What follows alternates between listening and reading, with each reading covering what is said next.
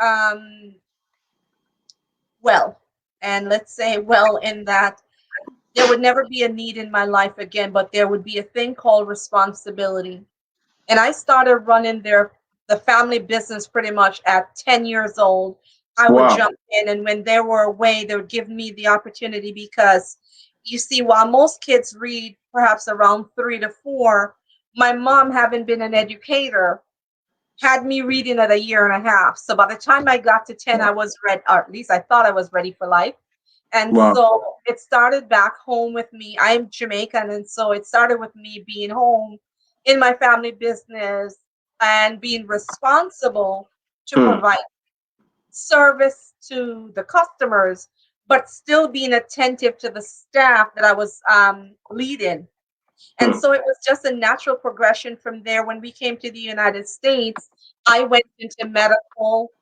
In fact, I first went into business. I came to Florida, and there were disparity in what I thought was my pay grade. From New York to Florida, it's quite different.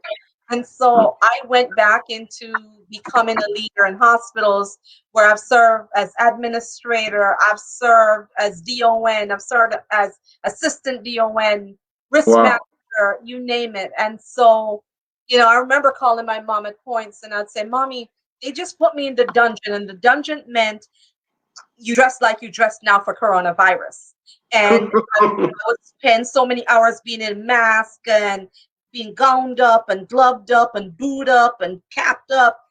And I would come out, and I'd call her and say, Mommy, they put me in the dungeon last night again, because I was a night nurse at that time. And she's saying, Honey, maybe God is preparing you for something greater. Hmm. That's the last thing that I wanted to hear at the time. But guess what? She was on point. When God has a plan for your life, you will go through complexities. And what he does, if we look at the word responsibility, Hmm. based on your response, you're given the ability to take on the next challenge. And Wow. each challenge that we take on is where Paul said, I have run the race that has been set before me. Are we standing up every day as leaders and running the race that is placed before us? At one point, the leadership role was in my own house. Hmm. Raising teenage children is really, you need adaptability skills at that point. Wow. Wow. Wow.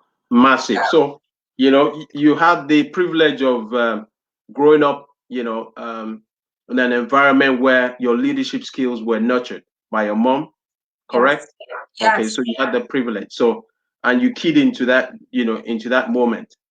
So what's the relationship between leadership and adaptability? If a leader's not willing to adapt, they will become like the dinosaur, they'll become extinct. You have to take on challenges and changes. And when we look at leadership is really influence. And that is something that, if you're a part of the John Maxwell DNA, he's going to say leadership is influence. And Nothing much. influence, inside of influence, you have a power, you have a position, you have circumstances that you have overcome that places you in leadership. You have expertise in leadership that takes you there.